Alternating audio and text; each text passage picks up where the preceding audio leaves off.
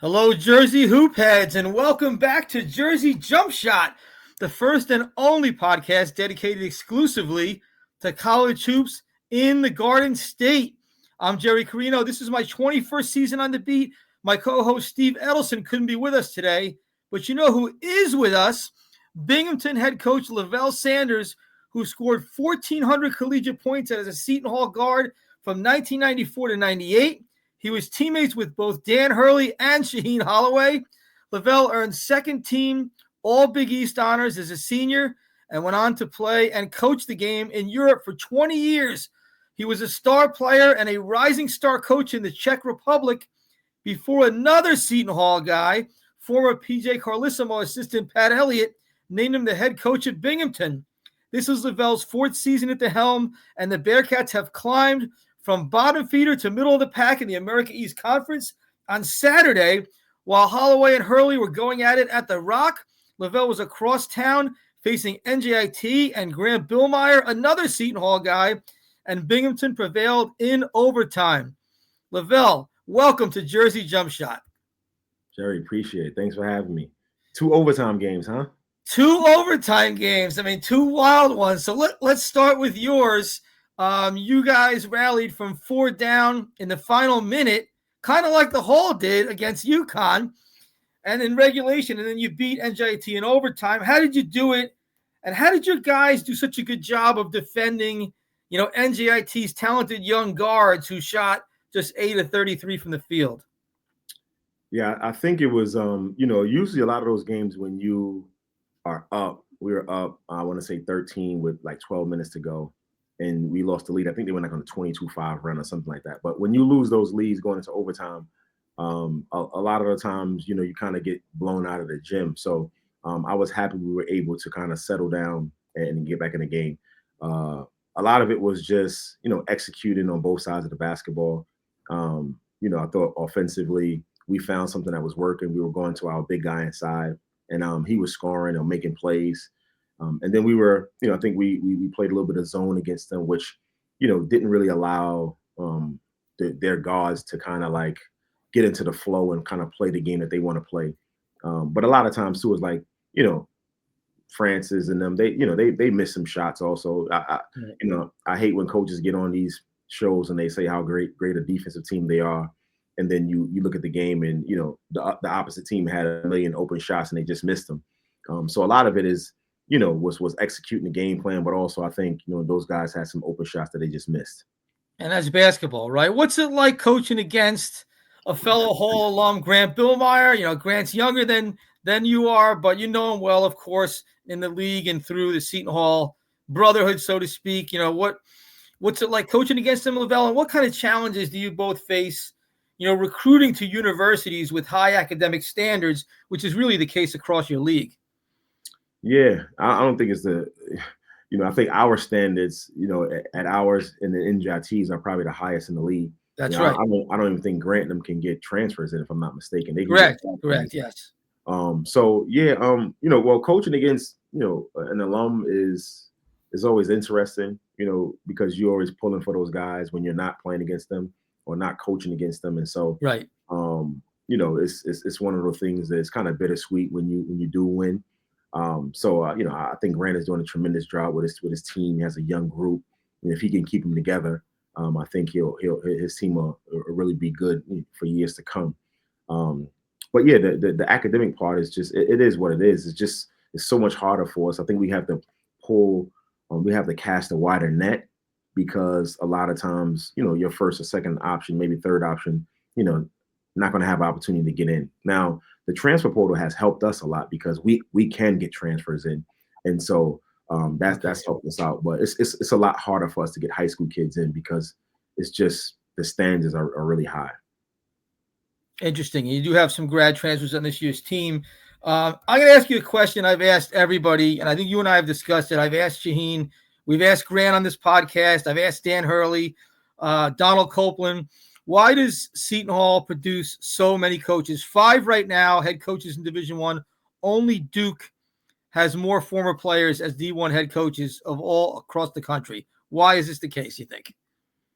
I have no idea, to tell you the truth, because I didn't want to become a coach. I I wanted to be an NBA scout, and so I wasn't looking to become a coach. If you would have asked me playing with Shah or Danny, if I thought they would become basketball coaches, I would say no.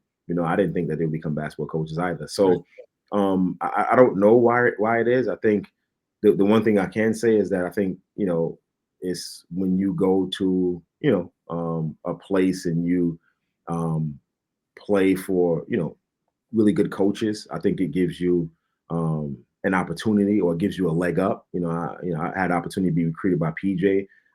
Had the opportunity to play for Coach Blaney, who was a really good coach, and also Tommy Amica, who's a really good coach. And I think those guys, I take a little bit of what I do from what those guys did with us, and I think that helps. And so again, I don't really know why it's the case, but I do think that plays a part. I think we were coached by really good coaches. At what point did it dawn on you, Levell, that you wanted to coach? I mean, you had this really good pro career, and then you transitioned over there into coaching. When did you think of this is what I want to do? Well, I was a player assistant, and when I was a player assistant, I was like, well, this is not that bad. I thought that I think that I'm knowledgeable about the game, and so I do think I have a lot of knowledge to pass on. I played the game for a long time, and so once I was a player assistant, I was like, you know what, it's something I can do. And then I planned on becoming. I had played for 2 years after that, but I was planning on, once I finished playing, because while I was overseas, I took a scouting and general managers course, MBA course that I got a certification. And so that was my route in my mind. But I ended up getting injured, and while I was injured, I was rehabbing to come back. Our head coach resigned because his wife was sick. She was having some issues, and so because I was planning to become the assistant coach the following year, management brought me into the office while I was rehabbing and said, "Hey, this is the situation. Would you want to coach right now?" And I was like, "Absolutely." And so I went from like rehabbing, thinking I was coming back to the playoffs, one day to the next day, running my first practice. And I had a book that I still have. I had a bunch of notes that I had taken over the years, just on different drills and stuff that I liked, that I had did with coaches. And I went to that book and created my first practice. And yeah, that's how it started. Pretty amazing how life unfolds. I got to ask you, as a player coach, like, can you check yourself in and out of games? I mean, how does that? Are you drawing stuff up on the clipboard that you can then go to execute on the court? I mean, how does that work? So it was interesting because my head coach was a few days younger than me, right? And so I had played against him, and he was he's a really good coach. Yeah. But what was the hard part was, I remember the first time that we played a game, and we were coming off the floor, and he called me over, and he was asking me like, "Hey, well, what do you see out there? Can we do this? Can we do that?" And I was kind of like, didn't really know what to say, because I was still in player mode. Like, I was thinking about myself. I wasn't really thinking about like what was really happening, what was going on, what was working, what wasn't working. And then I quickly said, "Oh, you know what? I gotta start to focus on what's going on in the game, so when I do come to the bench, I can give the coach some information." And so that was kind of the first experience. And then I helped them play in practice. I helped them. We figured out a few plays that we wanted to play together. So yeah, I was really involved with a lot of the planning of practice and games. And so that really helped me, when it was time to take over. But you never checked yourself in or out of a game, did you? Did you call your own number? Obviously, I called my own number because I was the point guard, right? So I had that opportunity. But you never said like, "I'm coming in now, you get out." Nah, I never checked myself in and out of games. No, that was the head coach. All right. I want to stay on that for a second, on your experience in Europe, in the Czech Republic. What's it like playing overseas? Like, Jordan Theodore was telling me a couple years ago, another former Seton Hall guard, was really successful playing in Italy and Turkey. He was telling me that is this wild scene in some of these games. He said that someone launched a flare gun off in the stands once, and it was like, what the hell? What is it like? Can you give us a sense for the flavor of what it's like? And people's passion for basketball over there? Yeah, I think it varies from country to country. But there are a lot of the countries like Greece and Serbia, Turkey. They have some wild fans. I remember it's my first year overseas, and we were playing in Macedonia, and I got off the bus, and like three soldiers with like heavy artillery came and surrounded me and walked me into the building. Wow. And it was crazy because like when you walk into this arena, it like they were smoking. I couldn't believe that people were smoking inside the arena. It was a big cigarette smoke in the air. Yes, cigarette smoke like inside the arena. It was unbelievable, and people yelling at me. And we played like the court, like our bench. It had one of those kind of like a hockey protectives over it, where it was like plastic protector over the bench, because like people were throwing all sorts of stuff at goodness. you while you're playing. And I remember one time not remembering that thing was over my head, and coach called me to go in the game, and I got up and banged the mess out of my head, because you have that shield over you. So like a chicken wire. No, it's like a plastic. Oh, like the hockey, like the hockey. Yeah. Yeah, it's like a plastic, a hard plastic. A hard plastic kind of square. It has like a top. And then I got it. Right. And it's protecting the bench. Because again, people are throwing batteries, coins, whatever. And it's hard to win in those places. I remember we were playing in Turkey also, and before the game started, you out there warming up, and I was the only one that was out there warming up. I couldn't believe it. I'm like, what's going on? Like none of my teammates came out. Right. And so it's about 800 to 1,000 fans in the arena already. Okay. And I was out there shooting, and every time I made a shot, they would boo, when I was warming up. And every time I missed, they would clap. I mean, this went on for about 25, 30 minutes of me warming up. Trying to get in your head. Yeah. I mean, the fans are really passionate. I also can recall first time playing in the playoffs over there. No, second time playing in the playoffs. We lost game 2 at home, and one of the fans like jumped out of the stands like after the game was over and just ran up and just socked the referee. And I was shocked. I mean, I couldn't believe it. I mean, that never happens over here, right? That would never happen. And they banned, we couldn't play any more playoff games that season. We couldn't play any, we had to play all our games on the road. That was a punishment. So we ended up losing. But some wild stories. Goodness. You're some real passionate fans.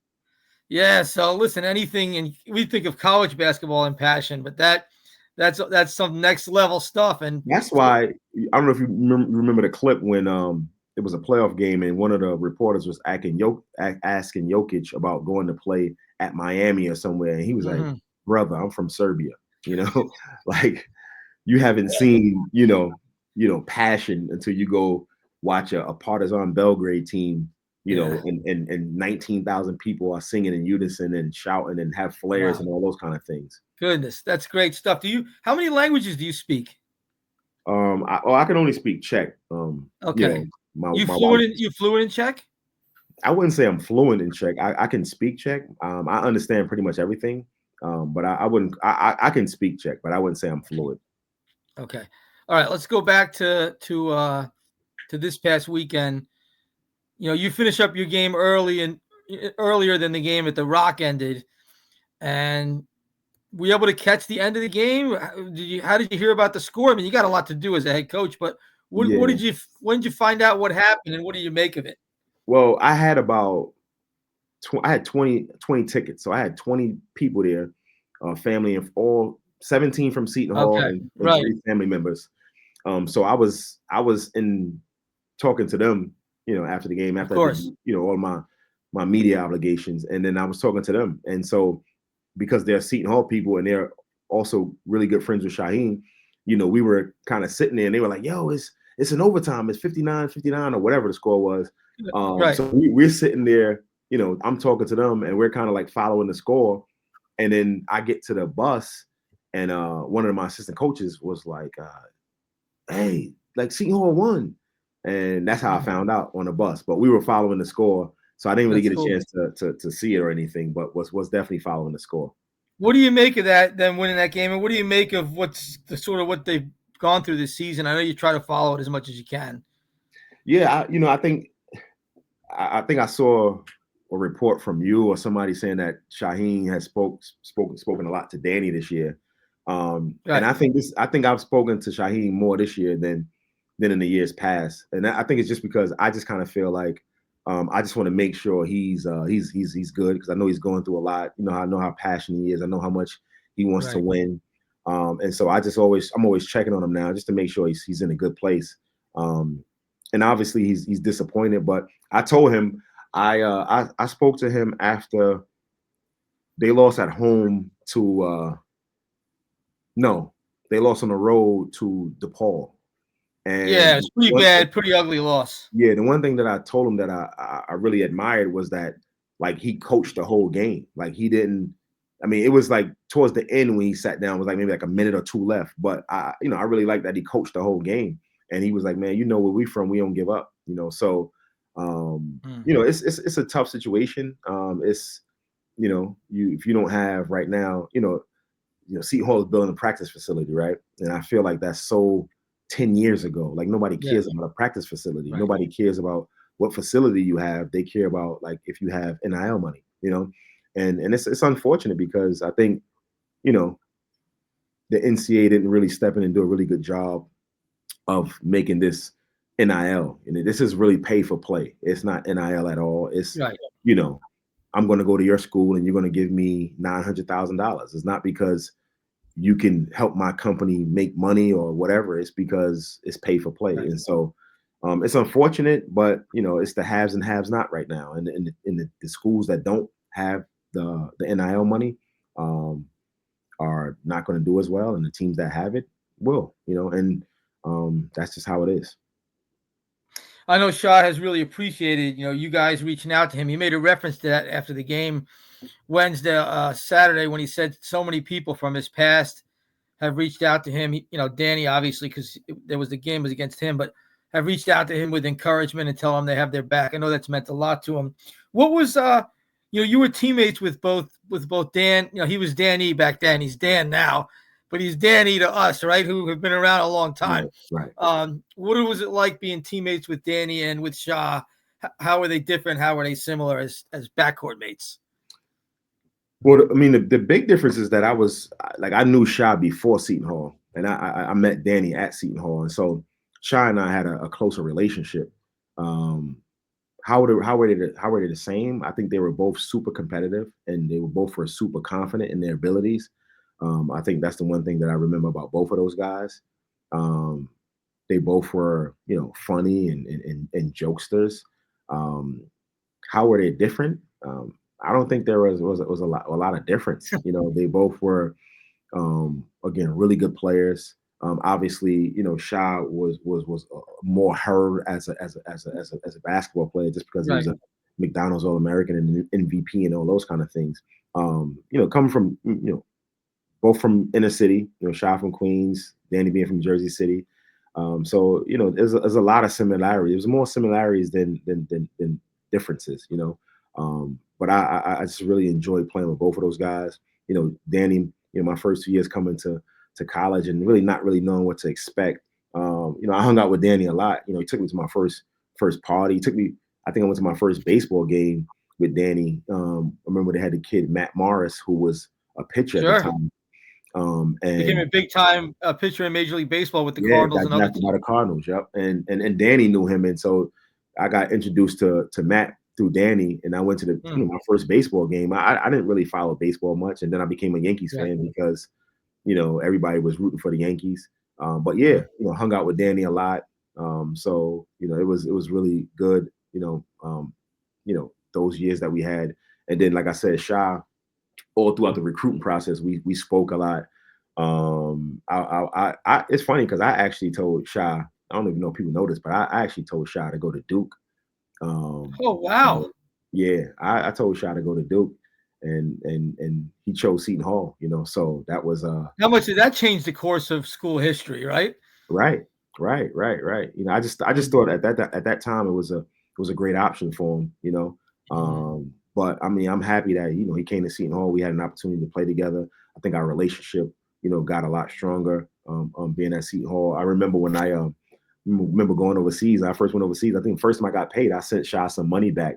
When I Right. when I was overseas. So he's like a brother to me, Right. and we talk a lot, and I'm always rooting for him and Dan.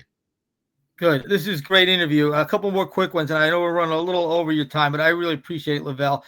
I want to just talk about your journey again as head coach in the current landscape. Like, how do you build culture and develop players when everybody's transferring everywhere? Yeah, I think part of building culture now is getting the right character guys, in your organization. You know, because a lot of times, you try to implement whatever you implement, whatever you believe in as a coach and as a coaching staff. And but your coach is going to go as far as the guys you have in that locker room. And so you have to be able to get, good guys in that locker room that, it's funny, as coaches, like right now, I think everybody's going through the same thing. I seen Nate Oakes talk about it. Right. I seen Rick Pitino talk about it. I seen guys in our league talk about it. It's all about getting guys to root for each other and generally want each other to be successful. Right now, because of NIL and all of those kind of things, it's about everybody's playing for a next contract. Everybody's playing for, to try to get NIL money. And so, you really have to get guys to pull for each other and really root for each other. And again, the teams that can do it, the coaches that can do it are the ones that become successful. But again, I think you have to, you implement whatever your standards and beliefs are, and then you have to be able to bring people in with good character. Yeah, that's good advice. All right, two more quick things. We've heard from Monmouth's King Rice, FDU's Jack Hasselberry, Grant Billmeyer has been on the podcast all this season. We've asked them all sort of the same question because King has made a big issue of it this year. In the mid-major ranks, like, how bad is the tampering and what can be done about it? What can you do about it, if anything? I don't think you can do anything about it. We don't have a kid like King has, so I'm pretty sure he's going through it. But we do have a kid that's who's number 8 in the country in rebounding. He has 12 double doubles this year, and so we do have a kid that people, I'm pretty sure, are reaching out to, because it happens to us. Like we'll play against a team, and then one of the assistants are telling me that this school called to ask about this kid and ask about that kid, and so I don't think I don't think you can blame the coaches, because they're trying to get ahead of it, because they know if they don't, then they're going to be left behind. I think everybody is trying to find the next player. And so again, to me, it's what the NCAA has allowed to happen is happening. And there's nothing that we as coaches are going to be able to do about it. My compliance guy always says to me, Bill, he always says, well, if you have any issues, if something happened, and let me know and I'll report it. But it's like, it's nothing going to happen. What's going to happen? Where's it going to go? Right. What are they going to do? Who are they contacting? They're changing rules. They're granting waivers every other day. Every other day, compliance guys coming to me and say, hey, this has passed. So it's like, it's just chaos, and I don't see it slowing down. Yeah, that kind of stinks to hear. Hopefully something does slow it down. But yes, it's hard to foresee that. All right, last thing, Levell, tell us what's going on Sunday. You're going to be back in Newark Sunday and at the Rock for Seton Hall Xavier. What's the occasion? Yeah, it's so John Yablonsky, I think this is the second year where he's kind of organized something to get former players back to the school to get to a game. And I think they have a box or something where we're going to be sitting at. I think they're going to introduce us at the under 4 media timeout. I'm going to bring my family down with me. We play on Saturday, and then we don't play. We have a bye on Thursday, so we have some time off. So I want to come down. I haven't been back to a Seton Hall game since I left Seton Hall. Oh wow! So I guess you were gone all those years, over the ocean. So wow, this will be a big deal for you. Yeah, so it's gonna be lovely to get back, and I've never been to the Prudential Center. obviously, I see it when we come play NJIT, but I've never been inside. So Yeah. all of it is going to be a new experience. I'm looking forward to get a chance to see Sha and the guys play. And also interesting, Sean Miller recruited me when I was in high school. When he was at Miami of Ohio as an assistant with Herb Sendek, and so he recruited me when I was in high school. So that'll be interesting. It's such a small world, the hardwood world, and I know, Levell, you're going to get a huge ovation when they introduce you at that timeout. So, a preemptive welcome home to you, and thank you. Like many of these Seton Hall guys, you've never forgotten where you came from. We appreciate your time. Thanks for joining us in the Jersey Jump Shot. Enjoy your homecoming Sunday. All right, man. Thank you. I'm looking forward to see everybody. Thanks a lot. All right, that's Levell Sanders and Binghamton. We'll be keeping an eye on them in America East action. Really appreciate him devoting so much time. We ran over what we had anticipated, but he's just such an interesting guy and has seen so much. Like he really, having played with Danny and played with Shah and following and knowing these guys through coaching, it's just great to tap that insight. And I appreciate having him on. We've written about him before, but this is his first time with us on the podcast. And what an awesome interview that was. All right. I do want to run down the state. I have some thoughts on everything that took place over the last few days. I'm going to just go down my list here. So we got to start. We'll stay with Seton Hall, right? They beat UConn 69-68 in overtime. And what a moment amid this brutal season that everyone's having in New Jersey college basketball. It was a reminder of why you love the sport. The games, for all the other stuff going on that we're talking about, the peripheral issues and not so peripheral anymore, the issues that have sort of taken hold of the sport, these games can still produce magic. And that was a little bit of magic when Seton Hall beating the two-time defending national champs, the fourth straight time that Seton Hall's beaten the Huskies at the Rock. And first of all, I have some shout-outs here. First of all, credit to Seton Hall fans. At least 2/3 of the 10,000 plus people in attendance were there for the Pirates. There was some what I'll call misguided chatter that it'd be a UConn fan takeover. There will never be a visiting fan takeover of the Rock because those glamour games mean a lot to fans and alums of a certain generation. Those old Big East rivals, the St. John's, UConn, Georgetown to a little bit of a lesser extent, those games mean something. And there's no way, no matter how bad a season Seton Hall was having, that fans were not going to show up and support in that game. Student attendance, remains abysmal. That's a separate issue. It was bad last year, too, as Seton Hall was making an NCAA tournament push in a lot of games. That's a cultural issue that has to get fixed at the university level. But as far as the regular alum, Seton Hall season ticket holder, you really came through for the program on Saturday, and I thought made a huge difference. College basketball, more than any other sport, fans sway outcomes. Maybe in a different environment, the whistle gets blown at the end of the game when Seton Hall steals the ball in the inbounds from Ball.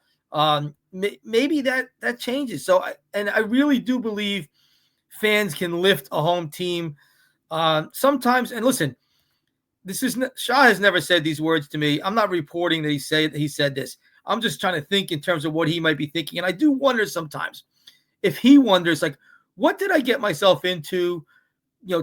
Coming back to my alma mater, the resources are poor. I'm at a disadvantage.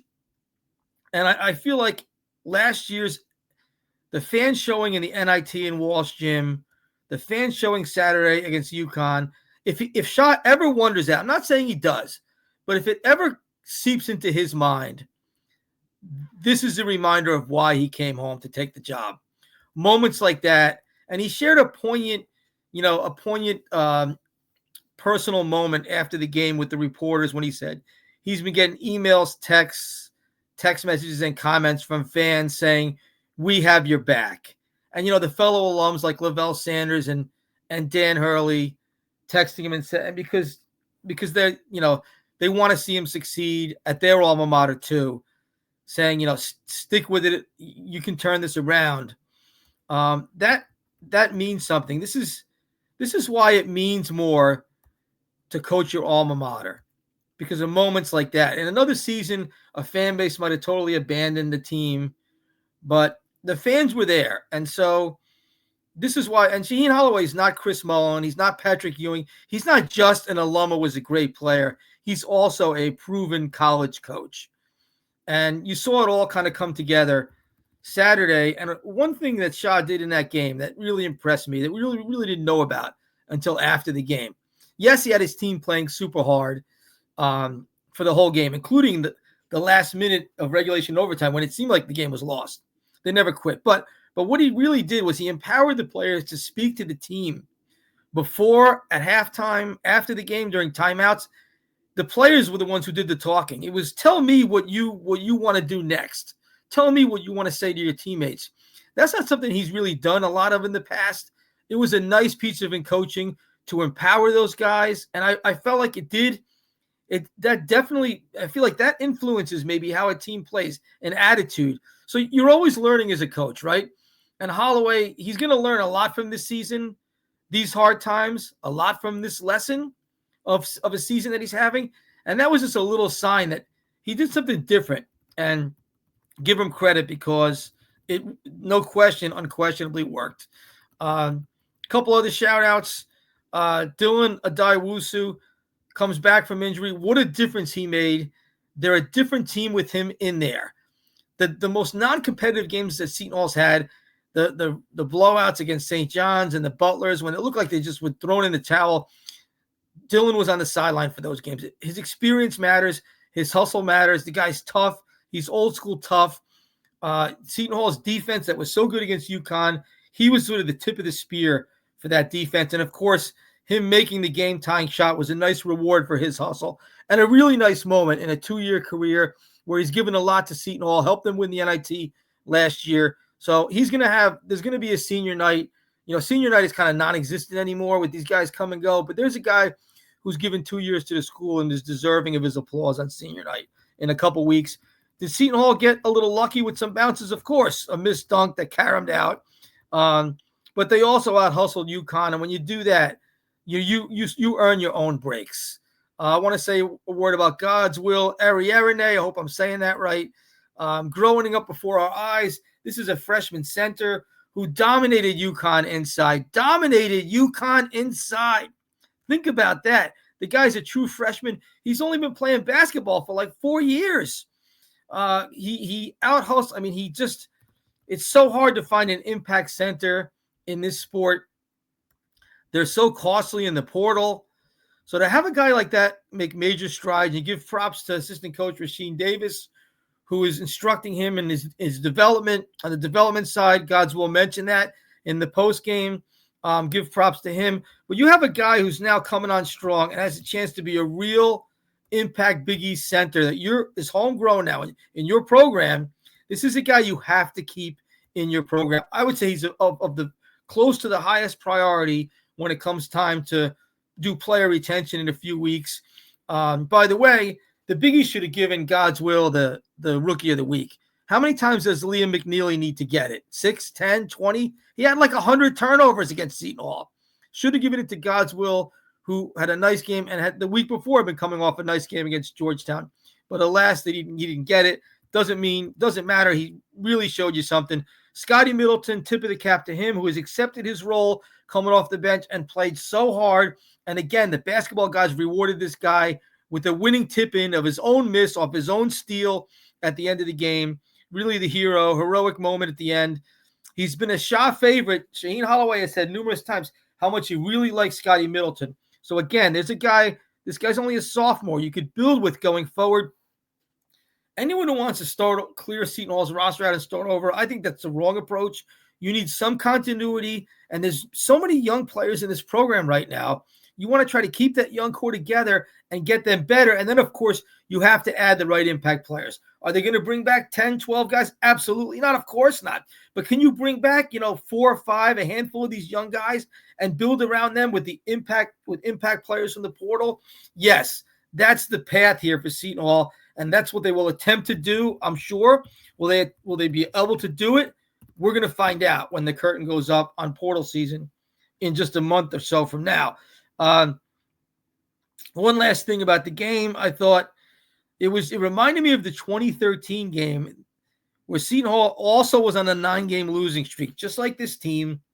Fuquan Edwin hit a 3-pointer from the corner with only a couple seconds left, and Seton Hall beats a very good Villanova team, 66-65, and not that much different. Big crowd showed up, went crazy. There were Villanova fans there. They were stunned.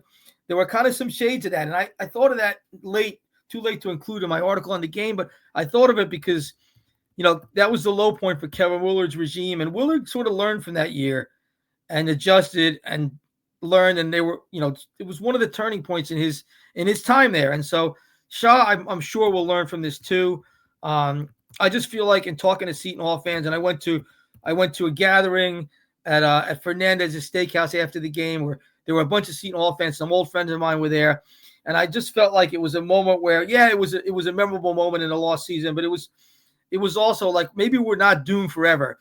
We have the right coach, we have some young guys who can play. Maybe if we can get this portal thing and these resources right this offseason, we can right the ship. That was kind of the feeling I got. It was a little moment of lightness in what's been a dark winter. So that was good to see at the Hall. All right, let's turn our attention to Rutgers. Speaking of dark winters, it's just been a brutal stretch here for the Scarlet Knights.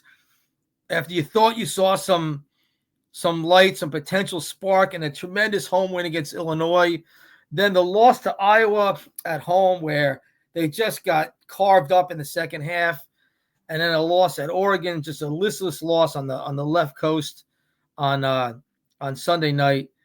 Really shocking how badly Ace Bailey and Dylan Harper played in these last two games.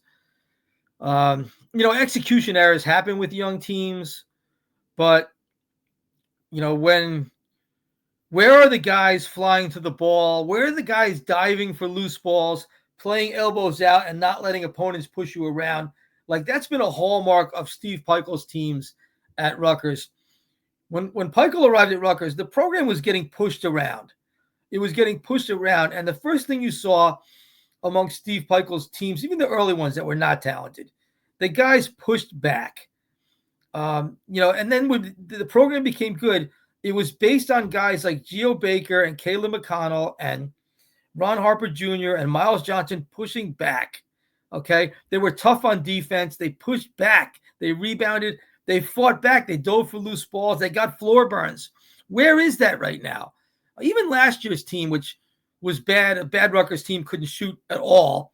Even that team got floor burns. Even that team, was hustling, was beating teams to loose balls. They just couldn't do anything with them, with those loose balls.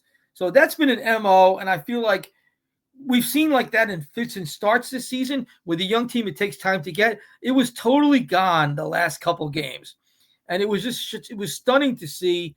The only bright spot of the last two games was the first half against Iowa when Harper and Bailey were on the bench. It was just shocking to see that the team play well with them out like that and play so poorly with them in. And so what has happened here? Has the message stopped getting through? Have these freshmen hit a wall? Someone whose opinion I trust said something interesting to me, and it was something along the lines of like, this team needs another year together and they'd be really good.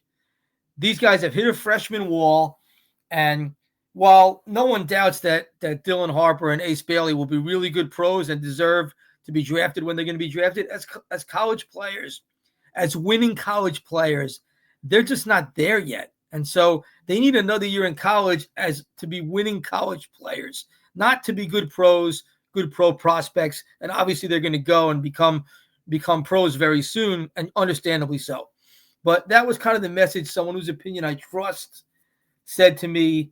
They're not there yet as winning college players.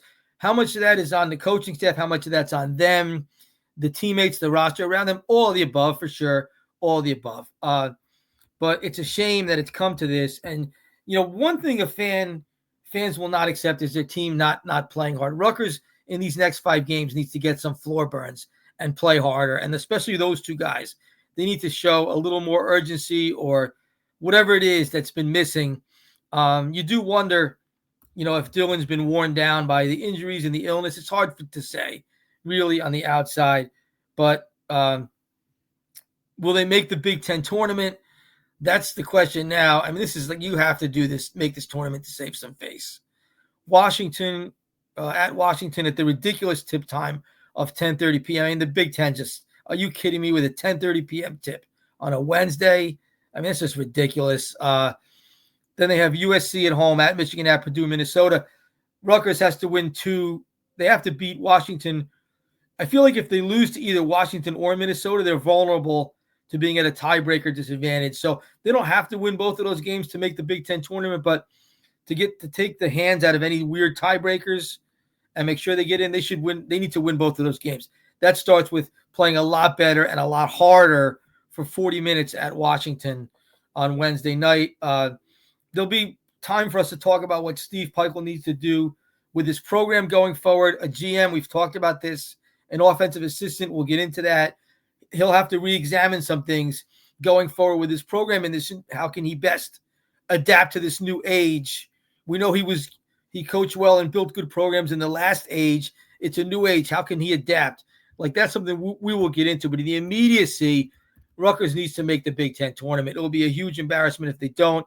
And to do that, they have to get these guys to play more focused, tougher for 40 minutes. That's priority number one. And then we can talk about where they go from there. But priority number one is show some life and show some pride and push back like Steve Pikiell teams have pushed back in the past. That's what you want to see from Rutgers at Washington on Wednesday. It's been really stunning not to see that the last couple games. Okay. Let's go around the state real quick. Talk about, and it's been some tough times for Princeton too. They're tied for third in the Ivy League standings at 5-4. It's unthinkable. It's unthinkable that Princeton could miss the Ivy League tourney if they don't get their act together. They're the preseason favorite. They have the league's 2 most talented players. How could they miss the Ivy League tourney? So they have Harvard and Dartmouth coming to Jadwin this weekend. They have to start winning some of these games because Dartmouth is 6-3. Harvard's breathing down their neck at 4-5. Princeton is getting destroyed in the paint. Caden Pierce is struggling. He's the reigning Ivy League Player of the Year. He's struggling. Is he hurt? Does he have lingering injuries? Is he banged up? Is he overwhelmed inside because there's so little help in the paint? Maybe a combination of all of the above. That's got to get. I don't know that. What can Princeton do at this point? They don't have anybody in the paint except maybe freshman Malik Abdullahi, who does show promise. They needed to click fast for this guy. Can his development speed up? I don't know what else they can do inside, but they're just getting steamrolled in the paint game after game. And look, they made it kind of work last year by moving Zach Martini inside. He's more of a face-up 4. He held the fort for them last year. There's no one to do that for them right now, and I think that's really is having a domino effect on the rest of the team. So they need to get their act together and fast. St. Peter's, shout out to freshman guard Bryce Eaton, who made 2 free throws with 3 seconds left as the Peacocks beat Ryder by 1 point over the weekend. There was a controversial foul call.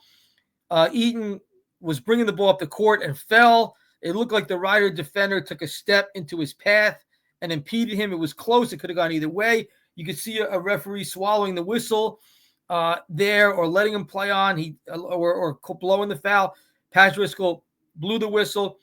Bryce Eaton's a 90% free throw shooter. He made both, and they won the game. Bryce Eaton also hit the game-winning buzzer-beating layup at FDU earlier this season.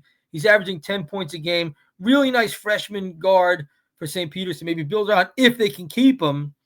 So good for Bryce Eaton and for the Peacocks.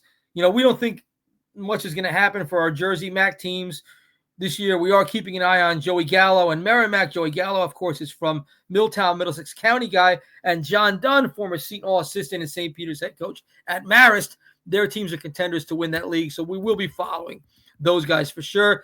FDU, shout out to junior guard Dylan Jones, 25 points on 8 of 12 from three-point shooting in a win at Chicago State.